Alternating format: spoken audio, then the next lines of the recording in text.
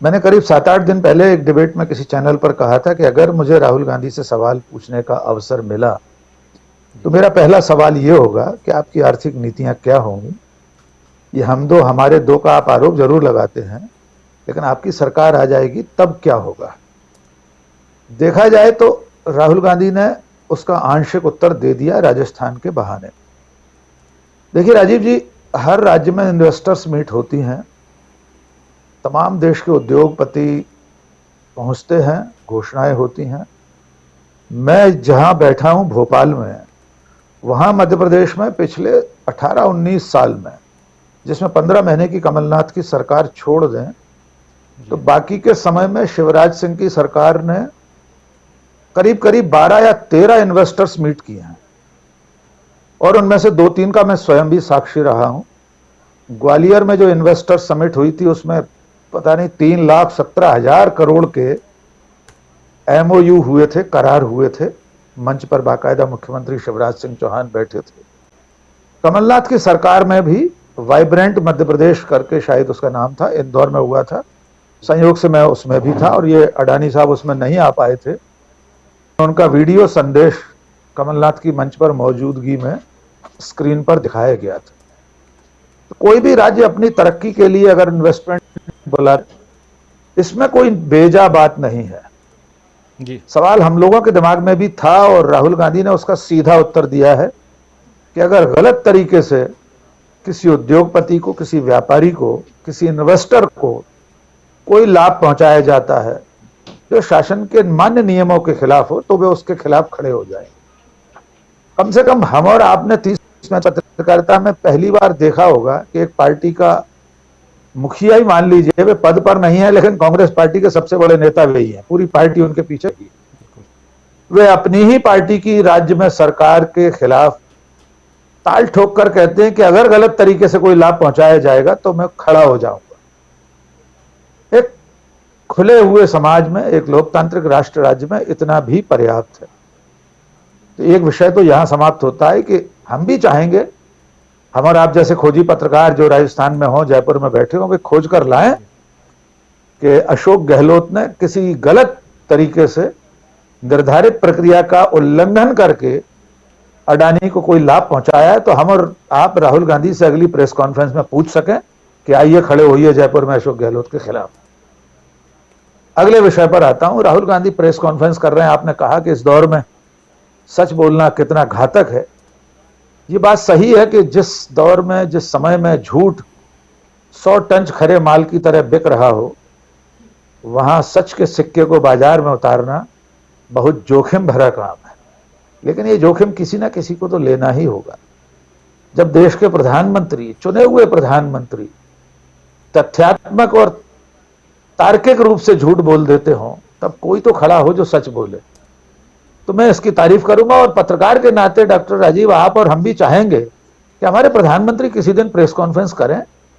जैसे राहुल गांधी से पूछा जा सका कि आप अडानी अंबानी की मदद आपकी सरकार कर रही है एक राज्य में, ऐसे ही हम और आप में से कोई नरेंद्र मोदी जी से पूछ सके कि साहब इस देश में 8 सालों में जितनी खरीद फरोख्त हुई है वो सब इन्हीं 2 लोगों के खाते में क्यों जा रही है। पता नहीं वो शुभ दिन कब आएगा जब हम अपने चुने हुए प्रधानमंत्री से सवाल इस कॉन्फ्रेंस को, उसकी अगर बॉटम लाइन को देखना चाहूं तो वो है संघ के खिलाफ राहुल गांधी ने यलगार कर दिया है। राष्ट्रीय स्वयंसेवक संघ की स्वतंत्रता संग्राम में भूमिका को जिस तरह उन्होंने साफ साफ नकारा है, वो ऐतिहासिक तथ्य है। राजीव जी, उसे तो कोई नकार नहीं सकता कि संघ और हिंदू महासभा आजादी की लड़ाई में कहीं नहीं थे, बल्कि यूं कहा जाए थे। उनकी भूमिका अंग्रेजों के साथ देने वालों में थी, अंग्रेजों की सेवा में वे लगे हुए थे। तो राहुल गांधी ने ये जो आर पार की लड़ाई छेड़ी है, मुझे लगता है ये कितनी भी जोखिम भरी हो, लेकिन आज जरूरत तो इसी बात की। तो मैं ऐसा मानता हूं वे जब इस यात्रा के लिए निकले हैं तो बहुत तैयारी करके आए हैं सड़क पर। अगर आज की प्रेस कॉन्फ्रेंस में एक एक मुद्दे पर उनकी बात, हिंदी जैसी बात कही उन्होंने, जो दक्षिण के लिए बहुत संवेदनशील विषय है, दक्षिण के लोग नहीं चाहते हिंदी थोपी जाए, उस पर उन्होंने साफ बात कही। तो मुझे लगता है बड़ी ओरिएंटेशन के साथ बहुत उन्होंने तैयारी की है, पढ़ लिख कर आए हैं इस यात्रा में। और आखिरी बात, उन्होंने कहा हजारों करोड़ रुपए उनकी छवि को नष्ट करने के लिए खर्च किए गए हैं। ये बात तो हम लोग बहुत सालों से कहते आ रहे हैं। मैंने सेवाग्राम वर्धा में अपने भाषण में यही बात कही थी, और दुर्भाग्य है कांग्रेस पार्टी का, मैं पूरी विनम्रता से लानत भेजना चाहूंगा कांग्रेस पार्टी और उसके नेताओं को, कि पिछले 10 सालों से, 8 नहीं 10-12 सालों से जिस तरह के अभियान चल रहे थे उनके जवाब कांग्रेस नहीं देती थी। इसी का खामियाजा आज राहुल गांधी को भुगतना पड़ा। एक अच्छा भला पढ़ा लिखा आदमी, कैम्ब्रिज से MPhil, commercial pilot, martial art का ब्लैक बेल्ट, उस आदमी को पप्पू बनाने की कोशिश कर दी गई, और उस विचार समूह ने, जिसके अपने नेता की डिग्री संदिग्ध है, जो जांच के घेरे में है। पर कांग्रेस के अब नए जो मीडिया के लोग हैं, प्रभारी हैं, प्रवक्ता हैं, वे जो आर पार की लड़ाई लड़ रहे हैं, तो हर दिन भारतीय जनता पार्टी, राष्ट्रीय स्वयंसेवक संघ और उनके पूरे तंत्र को हर दिन अपने गाल पर तमाचा महसूस होता होगा। राहुल गांधी की ये यात्रा न केवल उनके बल्कि कांग्रेस के दोनों के कायाकल्प के लिए है।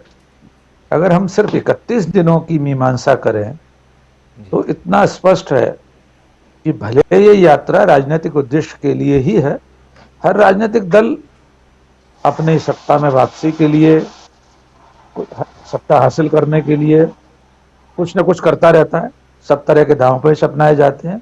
लेकिन अगर कोई राजनीतिक दल देश को जोड़ने के बहाने राजनीतिक उद्देश्यों को साधने की कोशिश करे, तो इसमें प्रथम दृष्टया कुछ भी अनुचित नहीं दिखाई देता। कम से कम ऐसी यात्रा तो नहीं है जो अपने पीछे खून के निशान छोड़ जा रही हो। हमने रथ यात्रा को देखा है, हमारे आपके दौर में ही हुई वो। हमने देखा कि उसके बाद जहां जहां से वो रथ यात्रा निकली थी, वहां वहां दंगे होते चले गए। कम से कम इस यात्रा में सद्भाव और भाईचारे का संदेश तो जा रहा है। तो एक प्राथमिक सफलता तो राहुल गांधी की इस यात्रा में हम 31 दिनों में ये मान सकते हैं कि देश का ध्यान इस ओर गया है कि एक व्यवस्थित, अनुशासित यात्रा चल रही है, जिसका नेतृत्व राहुल गांधी नाम का एक ऐसा व्यक्ति कर रहा है जिसके छवि भंजन के लिए हजारों करोड़ रुपए खर्च किए गए थे। दूसरी सफलता, इस यात्रा के दरमियान एक बहुत बड़ा डेंट, एक बहुत बड़ा धक्का कांग्रेस पार्टी को लगा था अशोक गहलोत वाले प्रकरण में, राष्ट्रीय अध्यक्ष के मुद्दे पर। उससे उबरकर भी राहुल गांधी अंततः कांग्रेस पार्टी के सर्वमान्य नेता बनते हुए दिखाई दे रहे हैं। बैठे लोग इस लोया लुहान समय में किसी को भी लोया बना सकते हैं। बिजली साहब का वो शेर है ना, आसमानों से फरिश्ते उतारे जाएं, आसमानों से फरिश्ते जो उतारे जाएं, वो भी इस दौर में सच में तो ऐसे दौर में राहुल गांधी बोलने पर आमादा हैं। वे देश को याद दिला रहे हैं, नई पीढ़ी को, जिसने व्हाट्सएप यूनिवर्सिटी के ज्ञान से गांधी, नेहरू, पटेल, सुभाष इत्यादि के बारे में तमाम विकृत इतिहास और समझ लिया है, उसे वे चेता रहे हैं, उसे याद दिला कि राष्ट्रीय स्वयंसेवक संघ का स्वतंत्रता संग्राम में नहीं थी। सुहरावर्दी की में शामिल श्यामा प्रसाद मुखर्जी बंगाल के तत्कालीन अधिकारियों को, अंग्रेज गवर्नर को चिट्ठी लिखकर बता रहे थे कि मैं आपको बताता हूं कि इस आंदोलन का दमन शमन कैसे किया जाए, इसके उपाय मैं आपको बताने को तैयार हूं।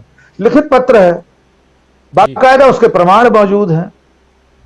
भारत छोड़ो आंदोलन जब चल रहा था तो सावरकर, जिनका नाम राहुल गांधी ने लिया, और बहुत खुलकर स्पष्ट कहने की जरूरत है कि उस वक्त विनायक दामोदर सावरकर और उनकी हिंदू महासभा अंग्रेज सेना में हिंदू युवकों की भर्ती के लिए शहर शहर में सैन्य परिषदें गठित कर रही थी। ये बाकायदा सावरकर का अभियान था।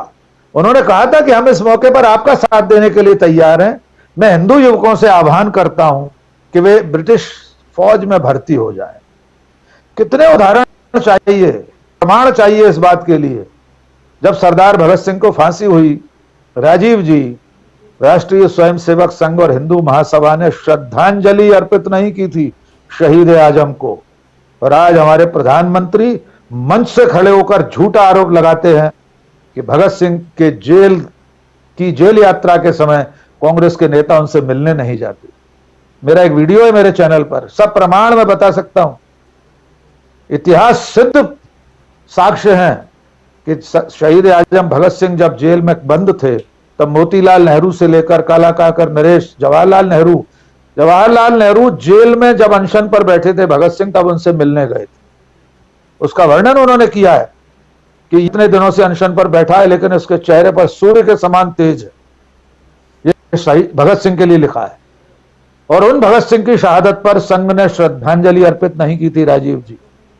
संघ के हजारों पेज के साहित्य में भगत सिंह का नहीं है, उसे साहित्य की अवमानना है। लेकिन जो भी कुछ लिखा गया है, भगत सिंह, राजगुरु, सुखदेव का नाम नहीं है संघ के साहित्य में कहीं। और आज वे आरोप लगाते हैं उस पार्टी और उन महापुरुषों पर। अभी एक अभियान इसी 2 अक्टूबर को राजीव जी शुरू हुआ जिसमें गांधी जी के बारे में एक पत्र अंग्रेजी सरकार का, जो मुंबई की जेल में जब वे थे, यरवदा जेल में, माफ कीजिए यरवदा जेल में, उसमें यह भी कोशिश की गई। वो एक विक्रम संपत है जिन्होंने सावरकर की जीवनी लिखी है। तमाम उस जीवनी में तथ्यात्मक गलतियां हैं। उन्होंने ये साबित करने की कोशिश की कि गांधी जी को 100 रुपए पेंशन या भत्ता मिलता था। उसका खुलासा उस पत्र का मेरे मित्र अशोक पांडे, जिन्होंने उसने गांधी क्यों मारा पुस्तक लिखी, उन्होंने किया, मैंने किया, राजेश बहुगुणा एक हमारे मित्र हैं, रिटायर्ड आईएएस, मध्य प्रदेश के एक एडिशनल चीफ सेक्रेटरी के पद से रिटायर हुए अफसर ने उस पत्र को भ्रामक रूप से उसकी व्याख्या करके यह साबित करने की कोशिश की कि गांधी जी को पेंशन मिलती थी। वो जेल में कैदियों पर व्यय होने वाला एक खर्च था। एक विभाग से दूसरे विभाग को स्वीकृति करने का, एक मद से दूसरे मद में वित्तीय स्वीकृति का पत्र था। और उसके बाद गांधी जी का लिखित पत्र हम लोगों ने दिखाया, अशोक पांडे और हम जैसे लोगों ने, कि गांधी ने उस भत्ते को भी खर्च अपने ऊपर होने से इनकार कर दिया। यरवदा जेल से लिखे गए पत्र में मोहनदास करमचंद गांधी ने जेल में अपने लिए पत्रिकाएं और अखबार मंगाने की अनुमति चाहिए और उसमें यह लिखा कि मुझे अंग्रेज सरकार के वैसे अखबार और पत्रिकाएं नहीं चाहिए, मुझे सिर्फ ये मंगाने की अनुमति दीजिए, मैं मंगा लूंगा अपने खर्चे से। और यरवदा जेल से ही बैठकर वायसराय को पत्र लिखते हैं मोहनदास करमचंद गांधी कि हमारी लड़ाई आजादी मिलने तक खत्म नहीं होगी, हमारे देश को आप ज्यादा दिनों तक कैद नहीं रख पाएंगे। इसलिए मैं कहता हूं राजीव जी, राहुल गांधी हो या राजीव रंजन श्रीवास्तव या डॉक्टर राकेश पाठक, हम सबकी जिम्मेदारी है इस वक्त इस लड़ाई को लड़ने की कि जब गांधी जी और राष्ट्रीय स्वतंत्रता संग्राम के महानायकों पर कीचड़ उखाड़ने का काम कोई कर रहा हो तो उसे हर दिन ये याद दिलाने की जरूरत है कि इनकी अपनी कोई भूमिका नहीं थी आजादी की लड़ाई। इसलिए मैं कहता हूं कि राहुल गांधी ये लड़ाई भले ही राजनीतिक उद्देश्य से लड़ रहे हों, हमें इससे कोई लेना देना नहीं है। अगर इस लड़ाई में भी वे इन झूठ के खिलाफ खड़े हैं, संघ के झूठ के खिलाफ, संघ की घृणा और झूठ की राजनीति के खिलाफ, तो एक नागरिक के तौर पर हमारे लिए इतना ही पर्याप्त। जी राजीव।